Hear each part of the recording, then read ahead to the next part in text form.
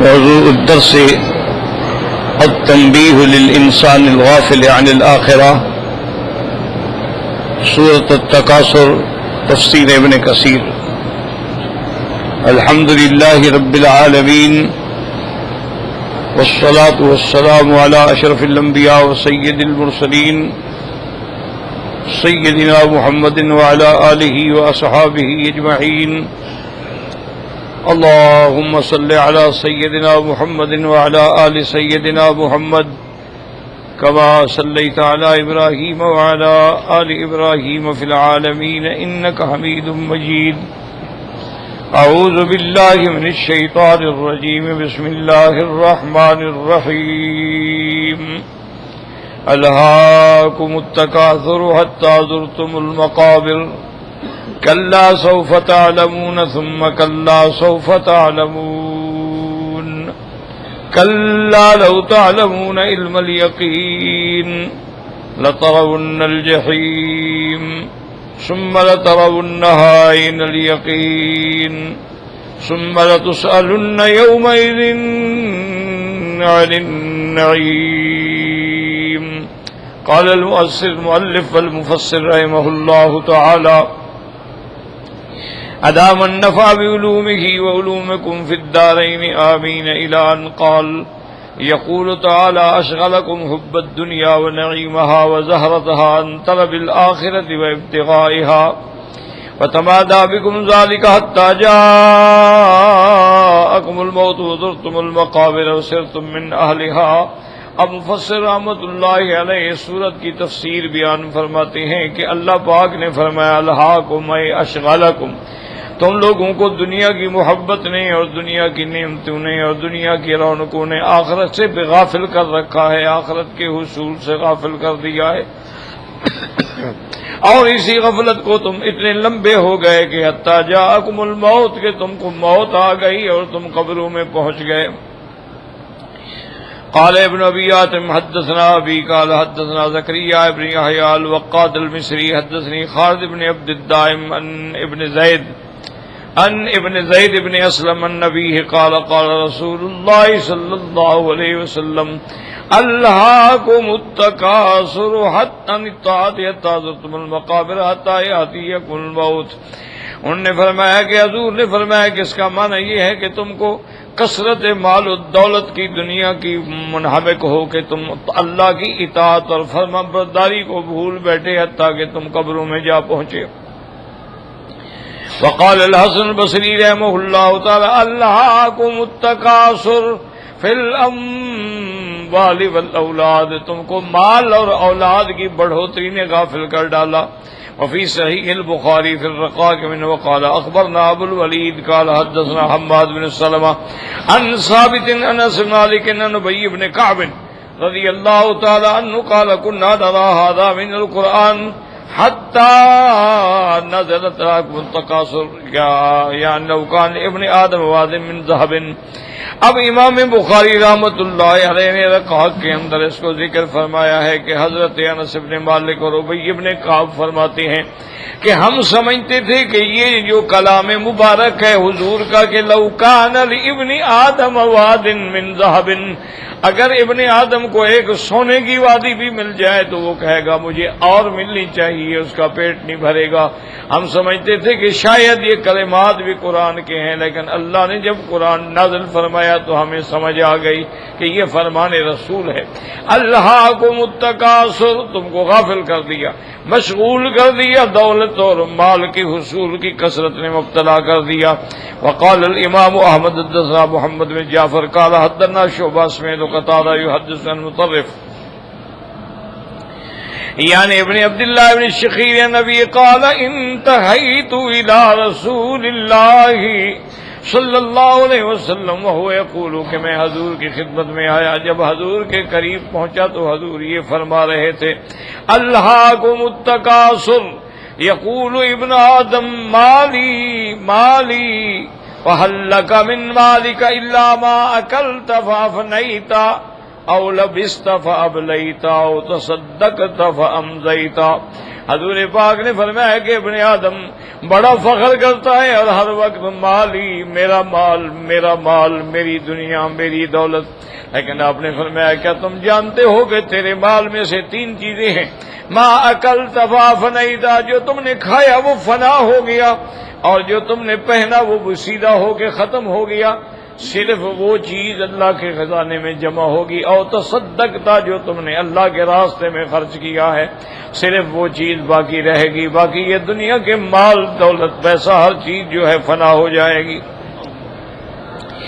ورواه مسلم والترمذي والنسائی من طریق شعبۃ به، وقال مسلم فی صحیحہ، امام مسلم رحمۃ اللہ علیہ نے صحیح مسلم میں یہ حدیث نقل فرمائی، حدثنا سوید بن سعید حدثنا حفص بن میسرۃ عن نبی ہریرہ رضی اللہ تعالی عنہ قال قال رسول اللہ صلی اللہ علیہ وسلم یقول العبد مالی مالی، بندہ کہتا ہے میرا مال، میرا مال، وَإِنَّ مَالَهُ مِن مَالِهِ ثَلَاثٌ، حالانکہ اس کے مال کی کیفیت میں یہ 3 چیزیں ہوتی ہیں، ما اکل فافنا، جو کھایا وہ ختم ہو گیا، او لبس فابلا، جو پہنا وہ بوسیدہ ہو گیا، او تصدق فامضى، وما سوى ذلك فذاهب وتاركه للناس، جو تم نے اللہ کے راستے میں خرچ کیا ہے وہی تیرے کام آئے گا، اس کے سوا جو تم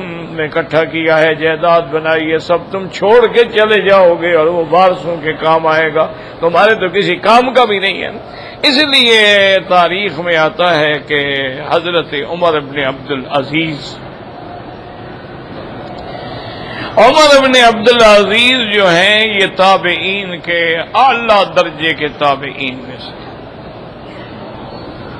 اور یہ عدل میں اور انصاف میں اور اللہ کے حقوق کی رعایت میں اتنے الحمدللہ اتنے مشہور ہوئے کہ لوگ انہیں ثانی عمر یعنی دوسرا عمر سمجھتے تھے۔ جب وہ بیمار ہوئے، حالانکہ عمر بن عبدالعزیز بہت بڑے آدمی تھے، بہت بڑی جائیداد، بہت بڑی، لیکن سب اللہ کے راستے میں خیرات۔ تو ان کے ایک دوست تھے، بہت قریبی دوست تھے، وہ ان کے پاس آئے اور کہنے لگے کہ عمر تم نے بڑی غفلت کی ہے، کم از کم اپنی اولاد کے لیے تو کچھ کر جاتے نا۔ چلو تم تو الحمدللہ ایک زاہد بھی ہو، متقی بھی ہو، لیکن ہر بندہ تو ایسے نہیں ہو سکتا نا جیسے عمر بن عبدالعزیز ہو۔ تم اولاد کے لیے اگر خلیفہ وقت کو کہہ دو تو وہ فوراً کوئی نہ کوئی جاگیر جو ہے تمہاری اولاد کے لیے وقف کر دیں گے۔ تو حضرت عمر ابن عبدالعزیز نے فرمایا کہ میرے بھائی تمہاری ہمدردی کا شکریہ، لیکن مجھے یہ بتلاؤ کہ میری مرنے کے بعد میری اولاد یا صالحین میں ہوں گے یا طالحین میں ہوں گے، یا اچھے ہوں گے یا برے ہوں گے، ایک دوسری بات، ان دو سے تو باہر نہیں جا سکتے نا۔ انہوں نے کہا ہاں یہ تو ہے۔ انہوں نے فرمایا اگر میری اولاد میرے مرنے کے بعد صالحین میں ہوگی تو اللہ نے قرآن میں فرمایا ہے کہ ان ولی اللہ الذی نزل الکتاب وہو یتولی الصالحین، کہ صالحین کا میں متولی ہوں، میں نگران ہوں۔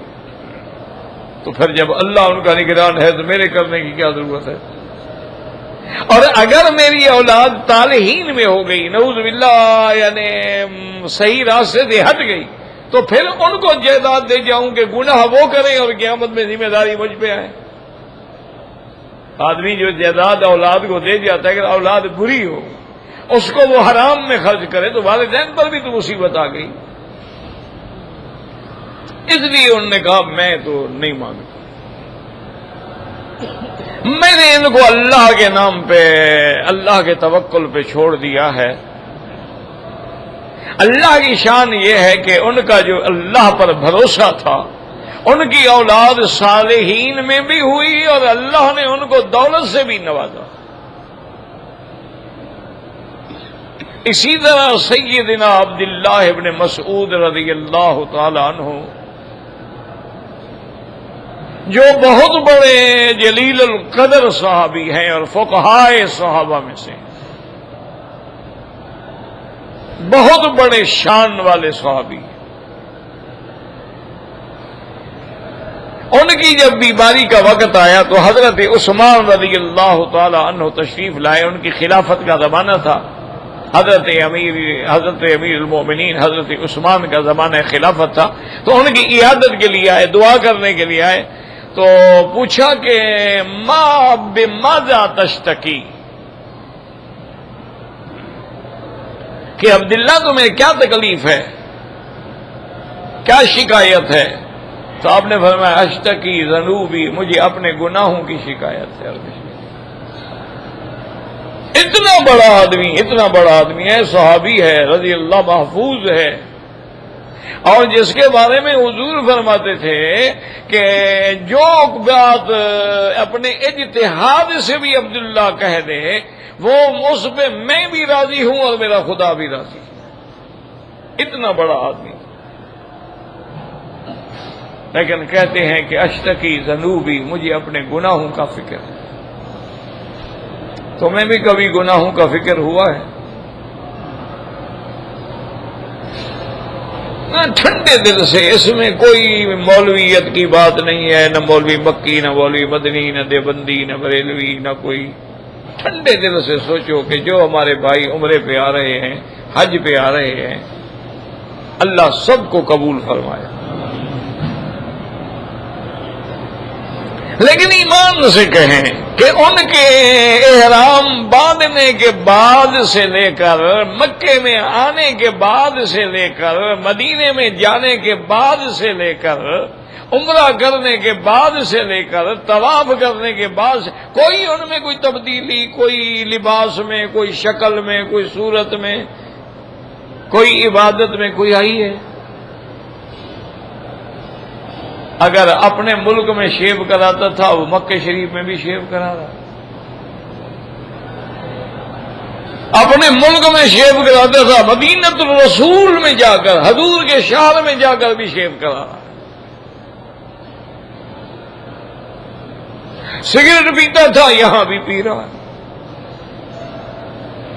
جھوٹ بولتا تھا, یہاں بھی بول رہا ہے. وہاں بھی قصے کہانیوں میں وقت گزارتا تھا, یہاں بھی گزار رہا ہے.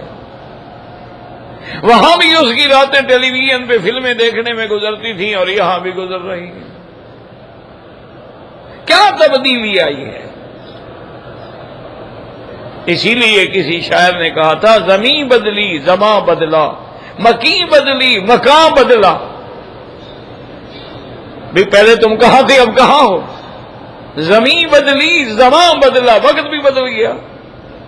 مکی بدلی مکان بدلا, نہ تو بدلا نہ میں بدلا, تو پھر بدلا تو کیا بدلا؟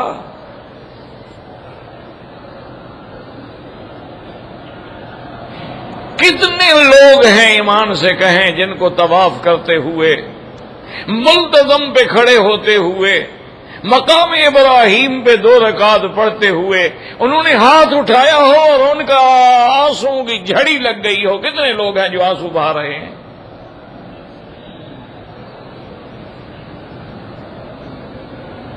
اور یہ آنسو نہ بہنا جو ہے, یاد رکھو یہ ہمارے گناہوں کی وجہ سے ہے. دل پہ زنگ لگ جاتا ہے, پھر آنسو نہیں بہتے. اسی لیے حضور نے دعا مانگی, پناہ مانگی کہ اللہم انی اعوذ بک من علم لا ينفع, یا اللہ مجھے اس علم سے بھی پناہ دے جس کا لوگوں کو فائدہ نہ پہنچے. ہم نے کتنے بڑے بڑے علماء دیکھے ہیں, اللہ معاف فرمائے, اللہ معاف فرمائے, اللہ ان کی مغفرت کرے, ان کے علم کا فائدہ کسی کو نہیں ہوا.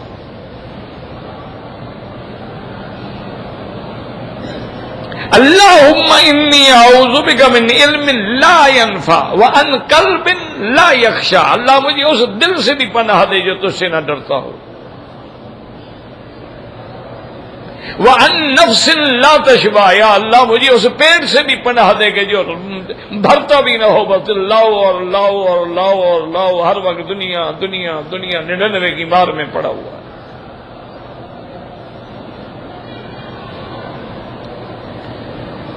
اور آگے یہ بھی پناہ مانگی وَأَنَّ عَيْنٍ لَا تَدْمَعُ، اللہ مجھے اس آنکھ سے بھی پناہ دے جو تیرے لیے روتی نہ ہو۔ اس آنکھ کا کیا فائدہ جو اللہ کے لیے روئے بھی نہ۔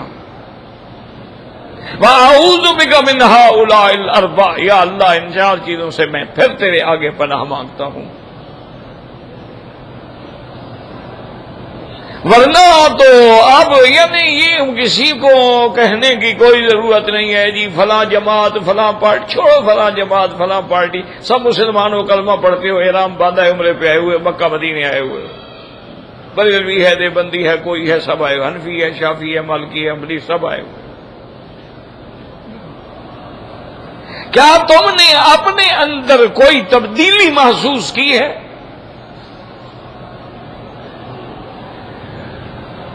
کیا تم نے اللہ کے حرم میں قدم رکھتے ہوئے تیرا دل اور تیرا بدن لرزا ہے کہ یا اللہ میں کس مقدس اور پاک مقام پہ جہاں محمد مصطفیٰ نے قدم رکھے تھے اور آپ جہاں طواف میں چلے تھے آ گیا ہوں، اور میں تو بد کردار گنہگار ہوں، میں اس قابل ہوں کہ میں یہاں طواف کروں؟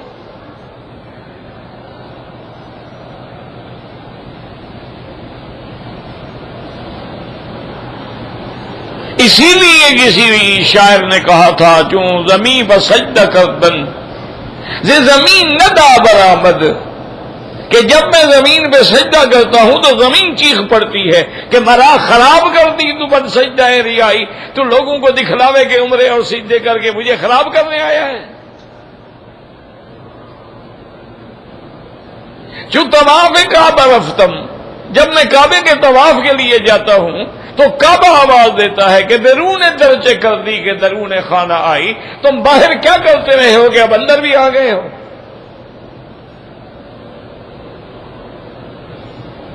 اور علاج کیا ہے میں یہ بھی بتا دوں، صرف بیماری نہیں، علاج بھی، علاج بڑا آسان ہے، کرنا چاہو،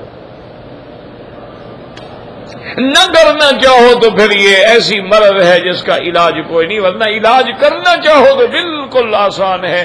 سب سے پہلے 2 رکعت پڑھ کے اللہ کے دروازے پہ اپنے گناہوں سے توبہ کرو،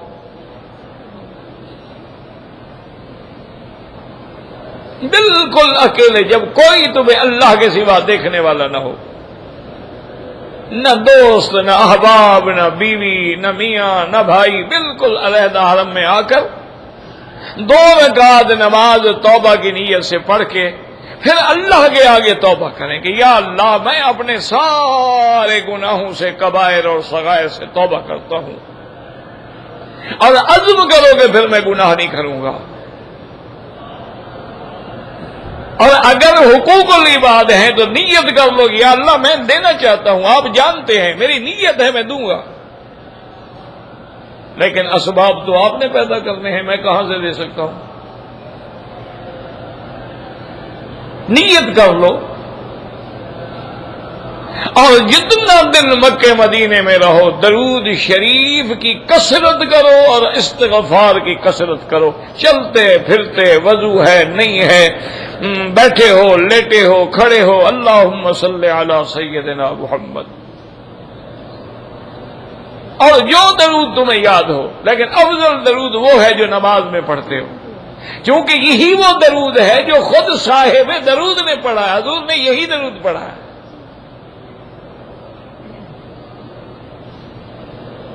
اور استغفار جو بھی تمہیں یاد ہو، استغفر اللہ، استغفر اللہ، استغفر اللہ ربی العظیم من کل ذنب واتوب الیہ، استغفر اللہ الذی لا الہ الا هو الحی القیوم واتوب الیہ، استغفر اللہ۔ بس چلتے پھرتے ہر وقت اپنے گناہوں پہ نظر ہو، زبان پہ ذکر ہو، دل اللہ سے جڑا ہوا ہو، دیکھو چند دن کے اندر انشاءاللہ تبدیلی آ جائے گی۔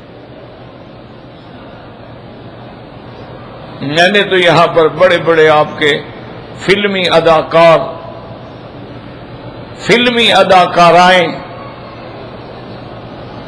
بڑے بڑے فنکار، شوبز کے لڑکے لڑکیاں، کیونکہ ہم لوگوں کے پاس ہر کوئی آتا ہے، ایسے بھی دیکھے ہیں کہ جن کی زندگی گناہ میں گزری ہے، یہاں آئے ان کو یہ دو چیزیں بتائیں، اس کے بعد انہوں نے کہا الحمدللہ اللہ نے میری کایا پلٹ دی ہے، آج کے بعد میں نے توبہ کر لی ہے کہ کبھی اپنے چہرے سے نقاب بھی نہیں ہٹاؤں۔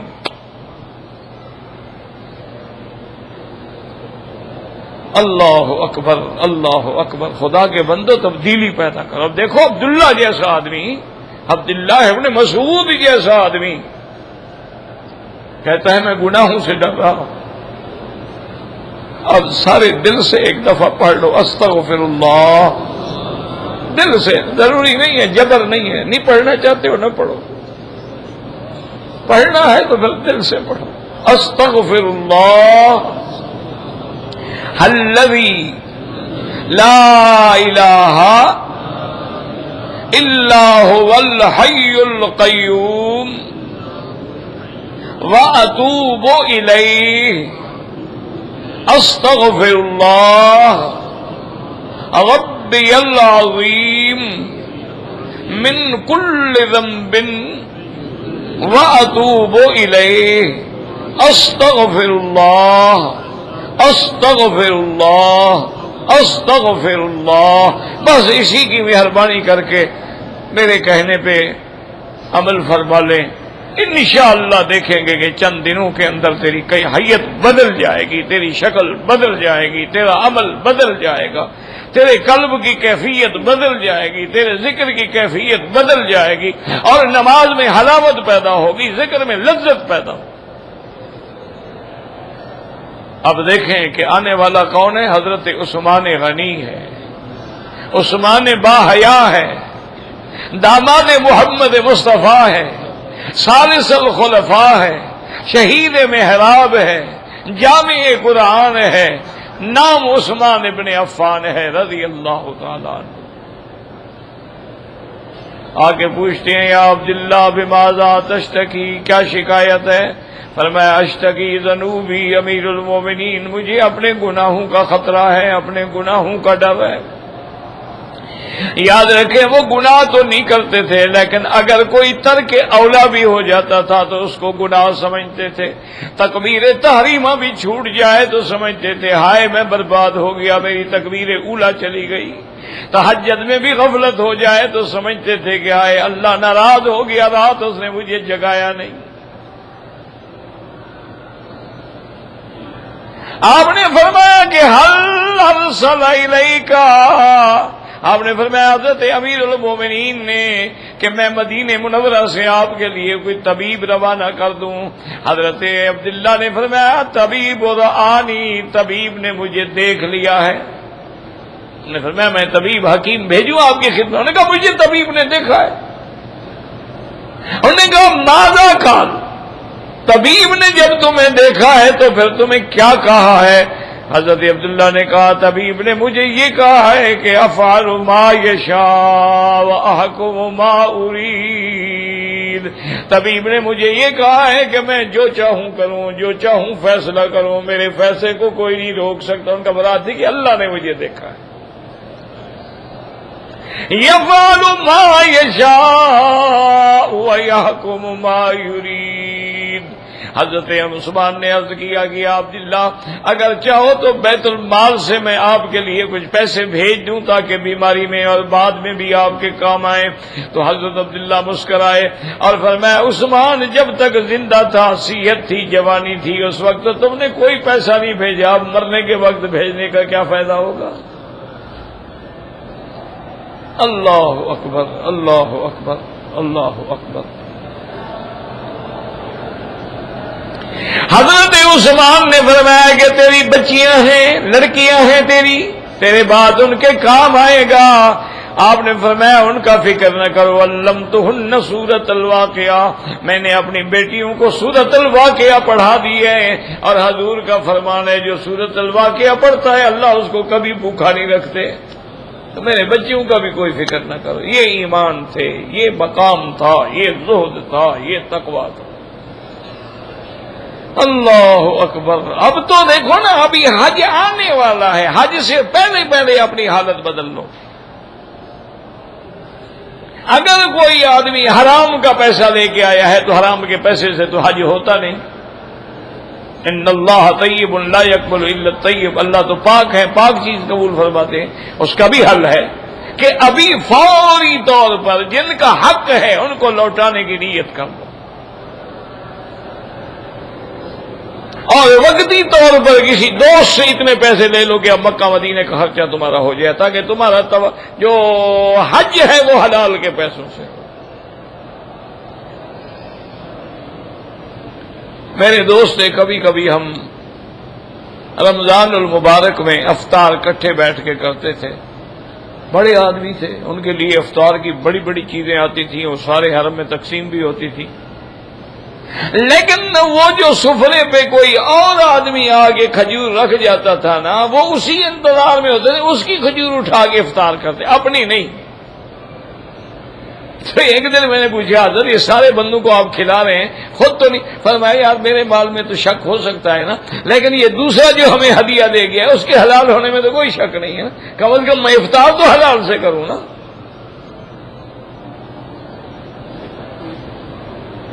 کہتے میرے مال میں تو شبہ ہو سکتا ہے، چلو میں نے جان کر نہ کیا ہو لیکن کہیں تو غلطی ہو سکتی ہے۔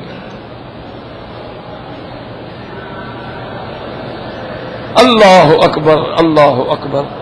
اسی لیے اللہ تبارک و تعالی اس کو کہتے ہیں کباری القرآن، قرآن کی وہ صورتیں جو ہمیں کھڑکھڑانے کے لیے، جھنجھوڑنے کے لیے، جگانے کے لیے اللہ نے قرآن میں اتاری۔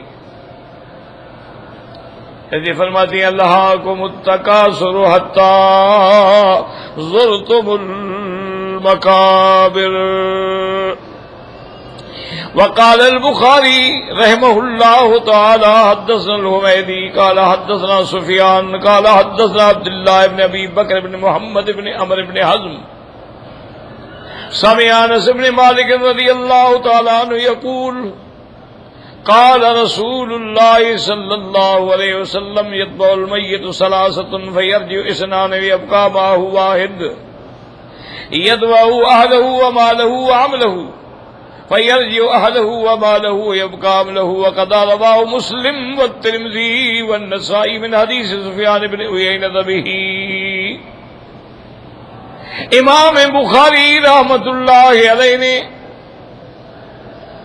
اس سند سے حضرت انس بن مالک رضی اللہ تعالیٰ عنہ کی روایت سے یہ روایت فرمائی ہے کہ حضور پاک نے فرمایا جب آدمی مر جاتا ہے تو میت کے پیچھے تین چیزیں ساتھ چلتی ہیں۔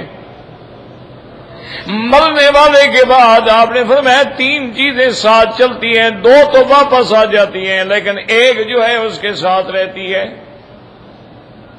آپ نے فرمایا یتبع اہلہ ومالہ وعملہ، جب بندہ مرتا ہے تو اس کے اہل، عیال، مال سب اس کے پیچھے جا رہے ہیں۔ فرجع اہلہ ومالہ، لیکن جب قبر میں دفن کر دیتی ہیں تو مال بھی واپس، اہل بھی واپس، رشتہ دار بھی واپس، صرف عمل ساتھ رہے گا اور کچھ نہیں ہوگا۔ اور اسی کو امام مسلم اور ترمذی رحمۃ اللہ علیہ نے بھی ذکر فرمایا۔ وقال الامام احمد حدثنا یحییٰ عن شعبۃ قال حدثنا قتادہ عن انس النبی صلی اللہ علیہ وسلم قال یحرم ابن آدم ویبقى معه اثنتان الحرص والعمل اخرجاه فی الصحیحین۔ امام احمد رحمۃ اللہ علیہ نے حضرت انس رضی اللہ تعالی عنہ سے یہ حدیث روایت فرمائی ہے کہ حضرت انس فرماتی ہیں کہ حضور نے فرمایا کہ ابن آدم یعنی انسان جب بوڑھا ہو جاتا ہے، بڑھاپا آ جاتا ہے، لیکن دو چیزیں باقی رہتی ہیں، ایک حرص بھی ختم نہیں ہوتا اور ایک امیدیں بھی ختم نہیں ہوتی، میں یہ کر لوں گا اور میں یہ کر لوں گا اور میں یہ کر، امیدیں بھی ختم نہیں ہوتی اور حرص بھی ختم نہیں ہوتا کہ اور مال ملے اور مال ملے اور دولت ملے، یعنی اس کا حرص ختم ہونے میں بھی نہیں آتا۔ وذكر الحافظ ابن عساكر في ترجمة الأحنف بن قيس واسمه والضحاك أنه رأى في يد رجل درهما فقال لمن هذا الدرهم فقال الرجل لي فقال إنما هو لك إذا أنفقته في أجر أو ابتغاء شكر ثم أنشد الأحنف متمثلا قول الشاعر أنت للمال إذا أمسكته فَإِذَا أَنفَقْتَهُ فَالْمَالُ لَكَ۔ اب اس روایت میں آتا ہے حافظ ابن عساکر نے احنف ابن قیس کے ترجمے میں ان کی شان میں بیان فرمایا ہے کہ انہوں نے دیکھا نورا فی ید رجل درہمن، ایک آدمی کے ہاتھ میں ایک درہم ہے۔ فقال لمن ھذا الدرہم، آپ نے پوچھا کہ یہ درہم کس لیے ہے؟ فقال الرجل لی، انہوں نے کہا یہ میرا ہے، میری چیز ہے، میرے ہاتھ میں، میں اس کا مالک ہوں۔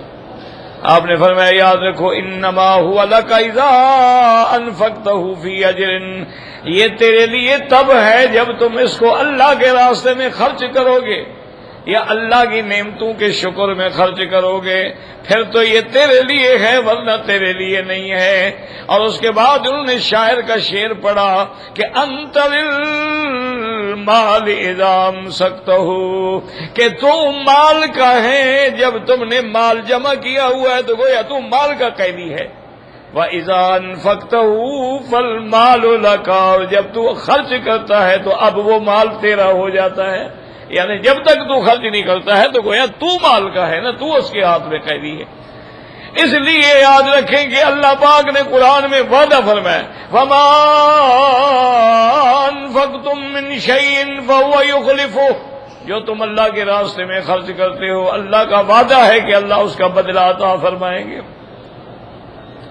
اس لیے علماء نے، محدثین نے، فقہاء نے، اولیاء اللہ نے تجربہ لکھا ہے، تم بھی یاد کر لو۔ انہوں نے لکھا ہے کہ جب آدمی حج پہ آئے یا عمرے پہ آئے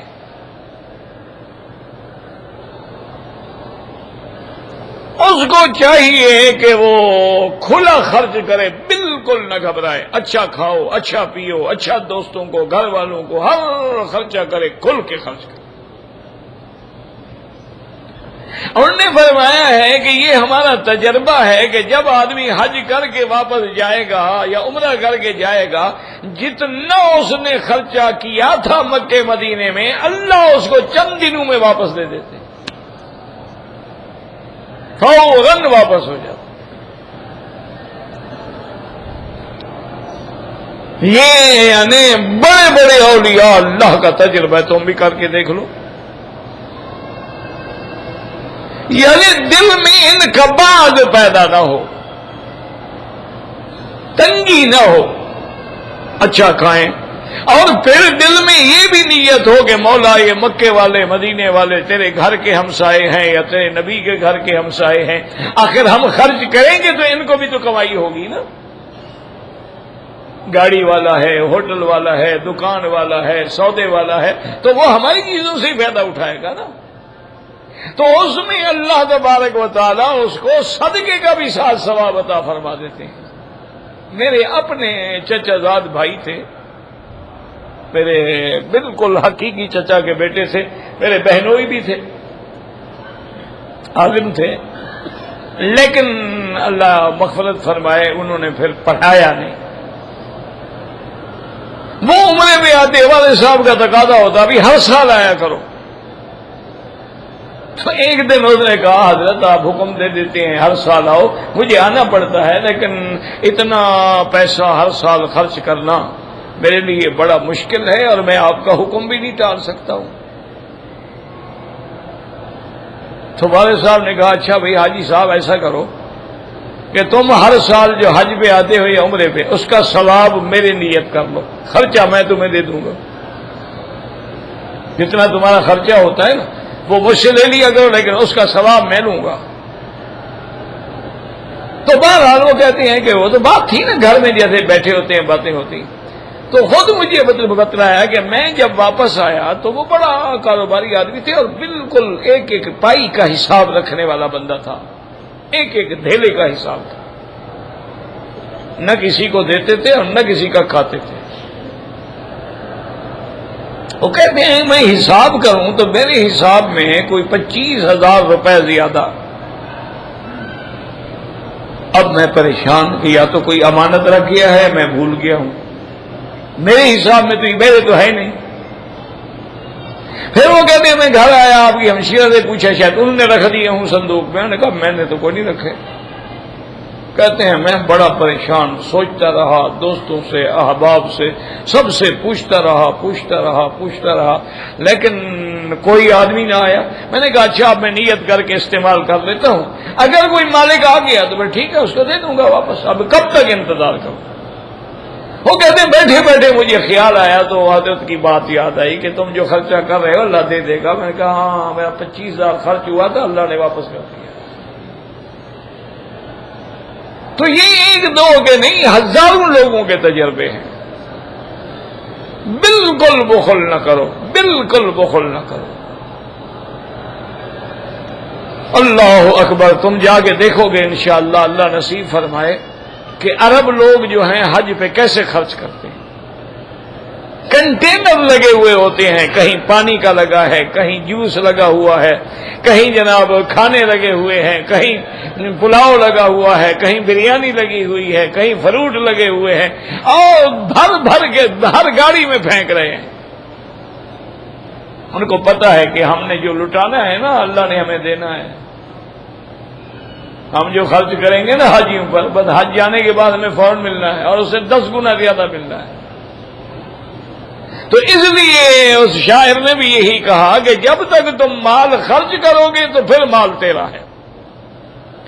وقال ابن ابي حاتم حدثنا ابو سعيد الاشج قال حدثنا ابو اسامه قال صالح بن حبان قال حدثني عن ابن بريدة في قوله الهاكم التكاثر قال نزلت في قبيلتين من قبائل الانصار في بني حارثة وبني الحارث تفاخروا وتكاثروا وقالت احداهما فيكم مثل فلان بن فلان وفلان وقال آخر مثل ذلك تفاخروا بالأحياء ثم قالوا انطلقوا بنا إلى القبور وجعلت الطائفتين تقول فيكم مثل فلان يشيرون إلى القبور مثل فلان وفعل الله ذلك فأنزل الله تبارك وتعالى ألهاكم التكاثر حتى زرتم المقابر لقد كان لكم فيما رأيتم عبرة والشغل۔ اب مفسر رحمۃ اللہ علیہ فرماتی ہیں کہ ابن بریدہ فرماتی ہیں کہ 2 قبیلے تھے انصار کے قبیلوں میں سے، ایک بنی حارثہ تھا اور ایک بنی الحارث تھے، آپس میں مقابلہ کرنے لگے۔ وہ کہہ کہ میرے فلاں بندہ ہمارا بڑا سردار، وہ کہے نہیں ہمارے بڑے سردار۔ تو مقابلہ کرتے کہنے لگے چلو آؤ قبروں پہ چلتے ہیں، کس کے بڑے بڑے لوگ مر گئے ہیں، تو قبروں پہ آ گئے۔ ایسا جو بندہ مر گیا تمہارے خاندان میں تھا، ایسا جو مر گیا ہے تمہارے قبیلے میں تھا، اس میں بھی مقابلہ، یعنی زندوں میں بھی مقابلہ، مردوں میں بھی مقابلہ۔ اور اس کے بعد اللہ تبارک و تعالی نے یہ قرآن پاک کی آیت نازل فرمائی الہاکم التکاثر حتی زرتم المقابر، حالانکہ جو کچھ تم نے دیکھا ہے، جو تم قبریں دیکھی ہیں، تمہارے لیے وہ عبرت ہونی چاہیے کہ یہ اتنا بڑا مقام ہے قبرستان کے اندر۔ دیکھو کون کون اللہ والے دفن ہیں، دولت والے، دنیا والے، حکومت والے، اقتدار والے، سب کا نصیب کیا ہوتا ہے آخر میں؟ قبر کی مٹی، اور وہ بھی نصیب ہو، ورنہ تو کئی کو تو قبر بھی نہیں ملتی، کئی کو تو کفن بھی نہیں ملتا۔ وقال قتادہ الہاکم التکاثر حتی زرتم المقابر كانوا يقولون نحن اكثر من بني فلان ونحن اعد من بني فلان وهم كل يوم ساقط الى اخرهم والله ما زالوا كذلك حتى صاروا من اهل القبور كلهم۔ انہوں نے فرمایا کہ لوگ فخر کرتے تھے کہ ہمارے آدمی زیادہ، ہمارا مال زیادہ، ہمارا لشکر طاقت زیادہ، اسی طرح گرتے نتیجہ یہ نکلا کہ سب قبروں میں جا پہنچے۔ والصحیح ان المراد بقوله زرتم المقابر سرتم الیہا ودفنتم فیہا۔ اب مفسر فرماتا ہے زرتم المقابر کا کیا معنی ہے؟ صرف یہ نہیں کہ تم نے قبروں کو دیکھا، معنی یہ ہے کہ تم مر گئے اور ان قبروں میں پہنچ گئے، آخری انجام تمہارا یہی تھا۔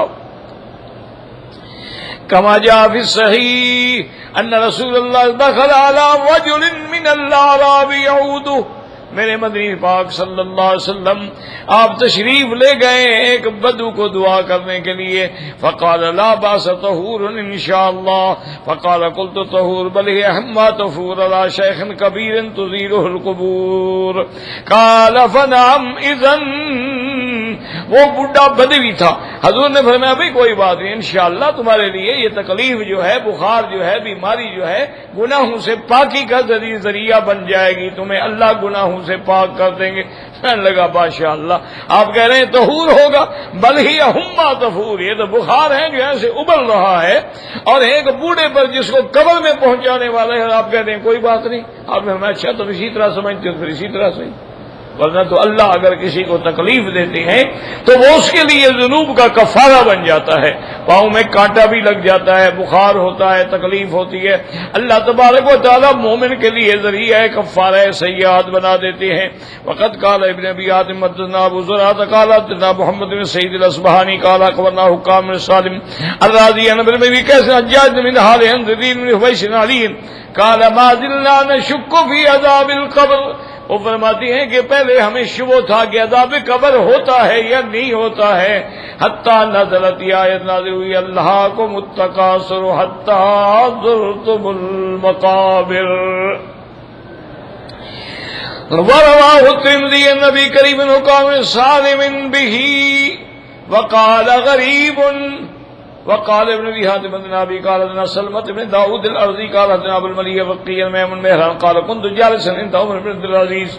وہ فرماتی ہیں کہ میں حضرت عمر بن عبد العزیز کے پاس بیٹھا تھا، فقرا، آپ نے یہ پڑھا الہاکم التکاثر حتی زرتم المقابر فلبس هنيهة ثم قال يا ميمون ما أرى المقابر إلا زيارة وما للزائر بد من أن يرجع إلى منزله. قال ابو محمد يعني أن يرجع إلى منزله إلى جنة أو إلى نار. وهكذا ذكرنا بعض الأعراب سمع رجل يتلو هذه الآيات زرتم المقابر وقال باسل يوم رب الكعبة إن الزائر سيرحل من مقامه ذلك إلى غيره. اب حضرت عمر بن عزیز نے فرمایا جب یہ آیت پڑھی تھوڑی دیر چپ بیٹھے رہے، پھر کہنے لگے کہ میمون جانتے ہو کہ مار المقابر کا کیا معنی ہے؟ یعنی الا زیارہ وما للزائر بد، اور ہر زائر جو ہے پھر اپنی منزل کی طرف لوٹ جاتا ہے. ابو محمد فرماتے ہیں یعنی منزل کا معنی یہ ہے کہ قبر میں جانے کے بعد اس کے بعد دو ہی منزلیں ہیں، یا جنت ہوگی یا جہنم ہوگی. اگر ایمان پہ خاتمہ ہے، اعمال صالحہ ہیں، تو پھر جنت ہوگی. وهكذا ذكر أن بعض الأعراب سمع رجلا يتلو هذه الآية حتى زرتم المقابر فقال وسل يوم رب الكعبة إن الزائر سيرحل من مقامه ذلك إلى غيره. انہوں نے فرمایا اس میں اشارہ ہو گیا ہے کہ ہر بندے نے ایک دن یہ منزل چھوڑ کے اپنی اصل منزل کی طرف لوٹ کے جانا ہے. اللہم ثبتنا علی الایمان. دعا مانگیں اللہم ارزقنا حسن الختام. اللہم اجعل آخر کلامنا لا الہ الا اللہ محمد رسول اللہ.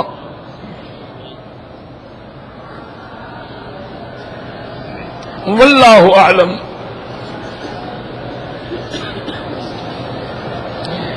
کہتے ہیں جی کہ بعض لوگ جو ہیں وہ وحدت الوجود کے قائل ہیں، اور بعض علماء نے ان کو کافر کہا ہے. اصل بات یاد رکھو کہ یہ وحدت الوجود ہے یا وحدت الشہود ہے، یہ علماء تصوف کے مصطلحات ہیں. اگر آپ نے علم تصوف نہیں پڑھا ہے تو نہ ان کتابوں کو پڑھو اور نہ ان حوالیات پہ غور کرو کبھی. اور ویسے اصول یہ ہوتا ہے کہ شریعت کے اندر کسی صوفی کی، کسی بزرگ کی بات حجت نہیں ہوتی. در شریعت جو ہے نا اقوال صوفیہ در شریعت حجت نیست، وہ شریعت میں حجت نہیں ہوتے. شریعت میں حجت اللہ کا کلام اور فرمان محمد مصطفیٰ. باقی یہ ان کی اصطلاحات ہیں. تو اگر آپ نے پڑھنا ہے تو تصوف کے بارے میں جتنا واضح اور تفصیل سے شیخ الاسلام ابن تیمیہ رحمۃ اللہ علیہ نے اور شیخ الاسلام ابن القیم رحمۃ اللہ علیہ نے لکھا ہے، ماشاءاللہ اس میں تقریباً ہر سوال کا جواب موجود ہے. تو آپ ان کو پڑھیں اور لیکن اگر اتنا علم ہو نہ ہو تو ان باتوں کے قریب بھی نہ جاؤ.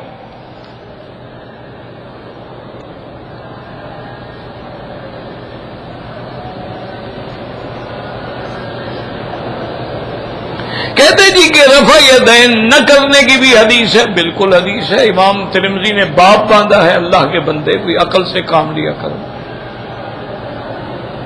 امام ترمذی رحمت اللہ علیہ نے جہاں رفع یدین کرنے کا باب باندھا ہے اس کے فوراً بعد نہ کرنے کا بھی باب باندھا ہے.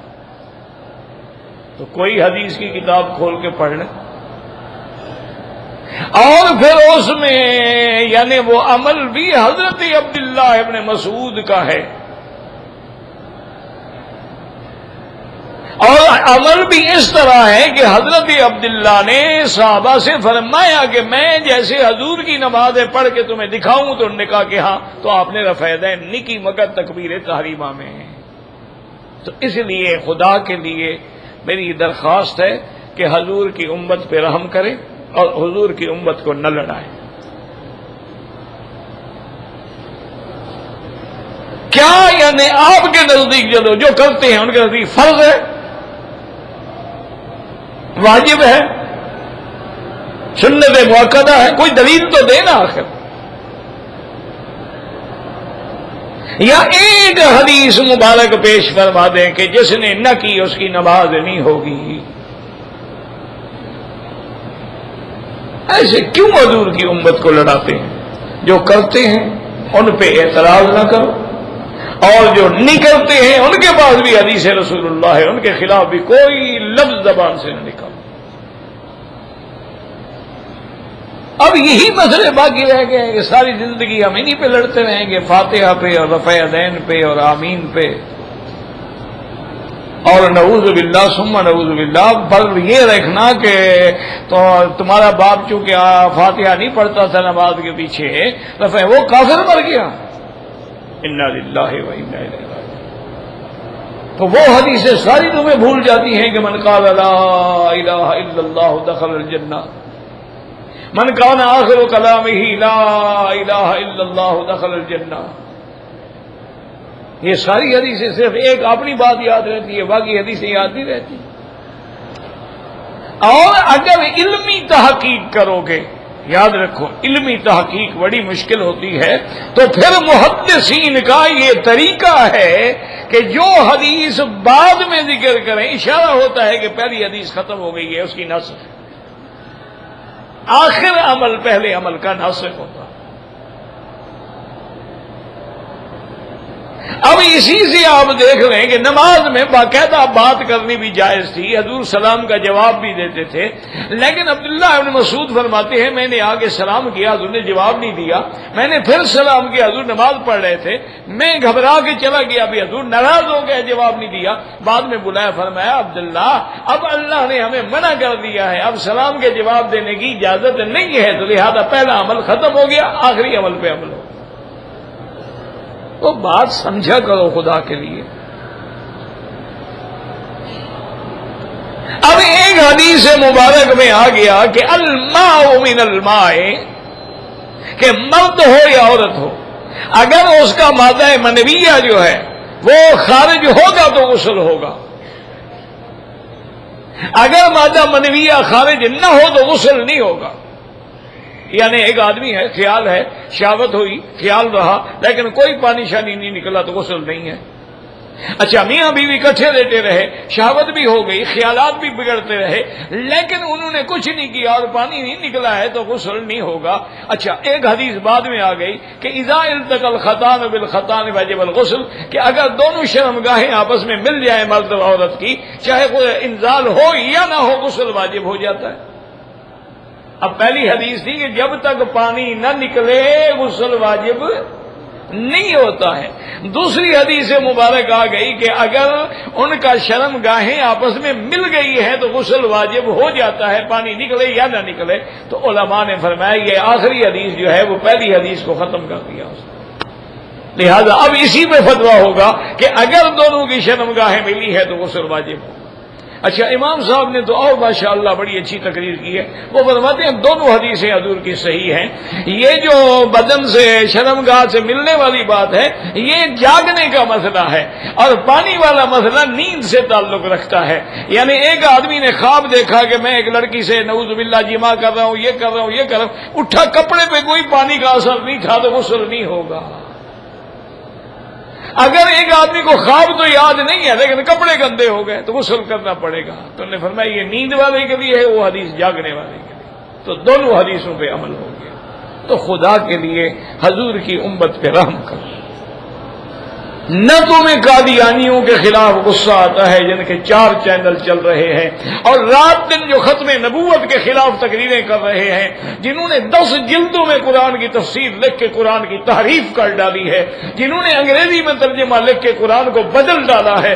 اور نہ تمہیں خوارج پر غصہ آتا ہے، نہ نواسب پہ آتا ہے، نہ نویسری پہ آتا ہے، نہ شیعہ پہ آتا ہے، جنہوں نے اللہ کے قرآن میں تحریف کر ڈالی ہے، جو سیدہ عائشہ کو گالیاں دیتے ہیں، جو خلفائے راشدین کو کافر کہتے ہیں، جو تمام صحابہ کو مرتد سمجھتے ہیں، اللہ کے قرآن کو نہ ان پر تو کوئی صرف انہی مسئلوں پہ جھگڑے آ گئی ہے.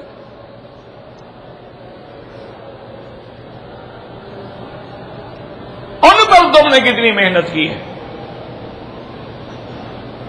کسی کے گھر کو آگ لگی ہو، وہ کہے جی میں 2 رکعت پڑھ لوں. وہ گھر پہ آگ لگی ہے، پہلے آگ تو بجھاؤ، نفلیں بعد میں پڑھ لینا. جب اتنے بڑے بڑے مسائل پیدا ہو گئے ہیں، اب آپ کھول کے دیکھیں کہ دشمنوں نے ایک نیا قرآن شائع کر دیا ہے، قرآن اور چھاپ دیا ہے. اس میں ساری جہاد کی آیتیں حذف کر دی ہیں. اس میں سارے اللہ نے جہاں جہاں جہاد اور قتال کا حکم دیا ہے وہ اڑا دیا ہے. کیوں؟ وہ کہتے ہیں 100 سال بعد 200 سال بعد لوگ پہلے قرآن کو بھول جائیں گے، اسی کو قرآن سمجھیں گے نا. اس پر تمہاری رگ نہیں پھڑکتی. 5000 اعتراض کیا ہے ہندو نے، یہودی نے، نصارہ نے تمہارے قرآن پر.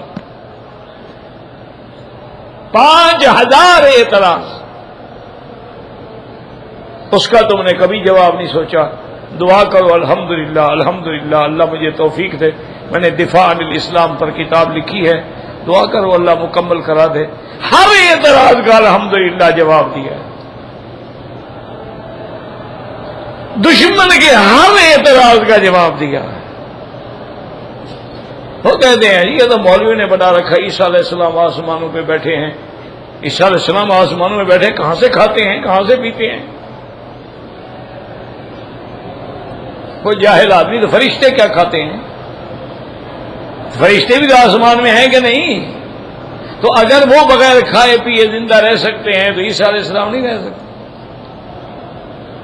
یا اللہ اگر ان کو جنت وہ جی اگر کھاتے پیتے ہیں تو پھر پیشاب پخانے کے لیے کہاں جاتے ہیں؟ حضرت آدم حوا کہاں جاتے تھے؟ وہ تو کھاتے رہے نا کہ صرف ایک درخت نہ کھاؤ، باقی تو کھاؤ نا رغدن، پیٹ بھر کے کھاؤ، رج بس کے کھاؤ. ہے شئتما، جہاں سے چاہو کھاؤ، بس اس درخت کے قریب نہ جانا. کھاتے رہے لیکن ان کو اس کا تقاضا ہی نہیں ہوا. اچھا ایسے جب جنت میں ہم جائیں گے، ہم بھی کھائیں گے پیئیں گے لیکن نہ پیشاب ہوگا، نہ پخانا ہوگا، نہ بلغم ہوگا، نہ کچھ ہوگا. بس خدا کے لیے حضور کی امت کو معاف کرو. سورۃ فاتحہ پڑھیں تب بھی نماز ہوتی ہے، جو نہیں پڑھتے ان کی بھی ہوتی ہے. حضور کی صحیح حدیث ہے اور مسلم کی حدیث ہے کہ جب امام پڑھے تم چپ کرو. بچے کا نام میں نے میکائیل رکھا ہے، اسرائیلی رکھ لیتے سیدھا. لوگوں کا روح تو قبض کرتا نا کم از کم، کوئی حرج نہیں.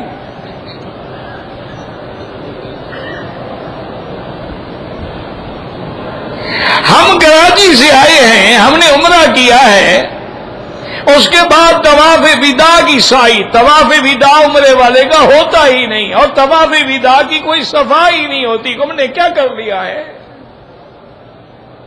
یہ ہے حال. یہ عمرے پہ آئے ہوئے ہیں.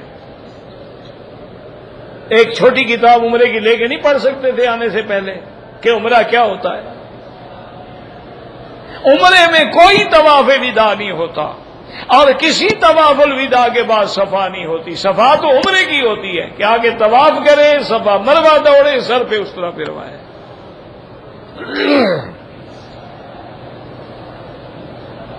جو لوگ صحابہ کو گالیاں دیتے ہیں تو ان کے کفر میں کوئی شک ہے؟ باقی فیصلہ سزا وہ حکومت کرے گی. ہر بندے کو حق نہیں کہ جا کے لوگوں کو مارنا شروع کر دے, وہ تو پھر فساد فی الارض ہو جائے گا.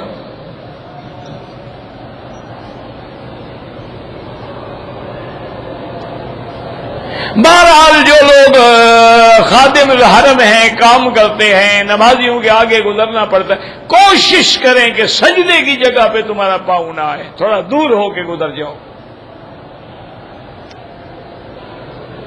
کعبے کے طواف کا ثواب اتنا ہے جیسے ایک غلام خرید کر کے آزاد کرو.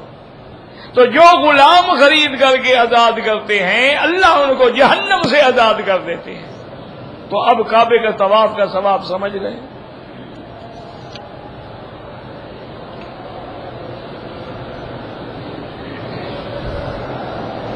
میں نے رمضان کے بعد کسی عزیز کے لیے عمرہ کیا ہے, اب میں نے حج کرنا ہے. آپ کا حج افراد ہوگا, حج کی بکری آپ پر واجب نہیں ہے.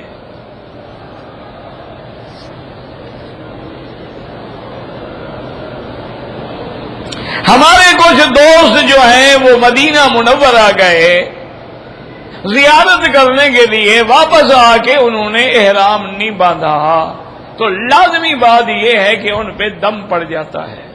لیکن بعض ائمہ فرماتے ہیں کہ ان کی نیت اگر عمرے کی نہیں تھی تو دم نہیں پڑے گا. آئندہ احتیاط کرو, جو ہو گیا اللہ معاف کرے. حنفی مسلک میں بالکل دم ہے, امام صاحب رعایت نہیں کرتے. وہ کہتے ہیں پھر میقات بنانے کا فائدہ کیا ہوا اگر تمہارے منشے پر ہے کہ باندھو باندھو نہ باندھو نہ باندھو, تو پھر میقات کیوں مقرر کیے گئے؟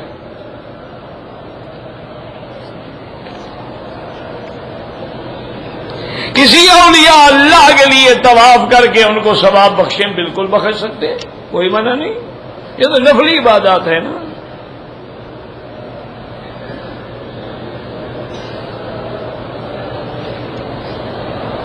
اگر ابو ظہبی سے آنے والی بی بی نے عمرے کی نیت کر لی ہے اور وہ حالت حیض میں ہے تو اپنے ہوٹل میں رہیں, جب پاک ہو جائے عمرہ کرے. مسجد عائشہ جانے کی کیا ضرورت ہے, وہ نیت کر کے تو آئی ہے نا اپنے میقات سے.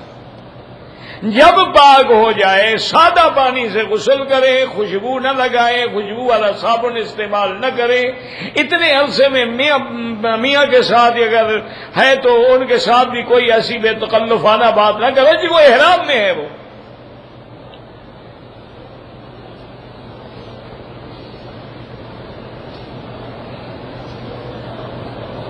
کہتے جی کہ یہاں جو مرغیاں ہوٹلوں میں ہیں یا البیک کی مرغیاں ہیں ہم کھا سکتے ہیں. مجھے تو کوئی پتہ نہیں بھی یہ کہاں کی ہے, آپ تحقیق کر لیں.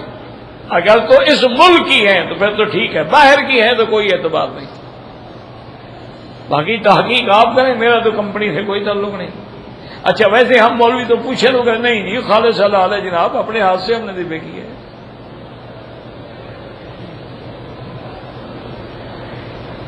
حضور پاک نے قبر پختہ بنانے سے منع فرمایا ہے, قبر پہ چونا لگانے سے منع فرمایا ہے, قبر پہ کتبہ لگانے سے منع فرمایا ہے, قبر پہ قبہ بنانے سے منع فرمایا ہے.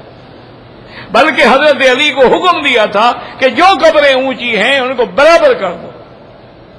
وَلَا قَبْرًا مُشْرِفًا إِلَّا سَوَّيْتَهُ, آپ نے حکم دیا کہ علی جاؤ اور جتنے قبرستان میں قبریں اونچی ہیں ان سب کو برابر کر دو, اور وَلَا تِمْثَالًا اندر کوئی تصویر, کوئی بت, کوئی مجسمہ, سب کو مٹا ڈالو.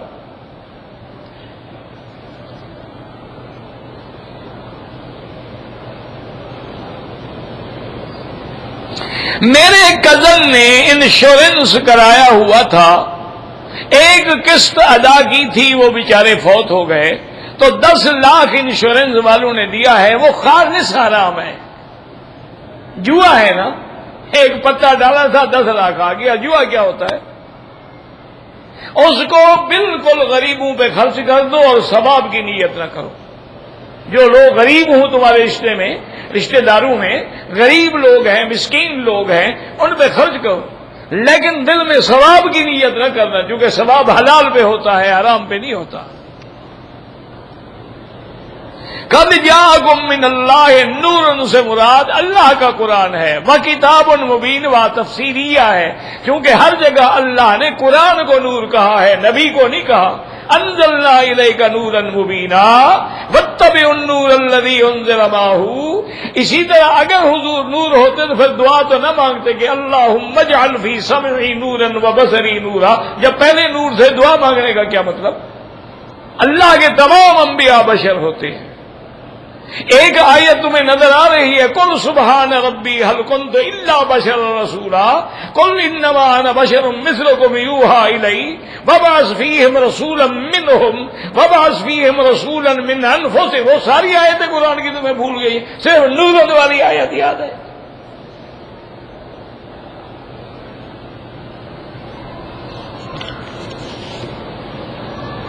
اللہ ہر جگہ موجود ہے، ہاں علم کے ساتھ، یہ نہیں کہ اللہ خود تشریف لے آتے ہیں، معیت علمی ہوتی ہے۔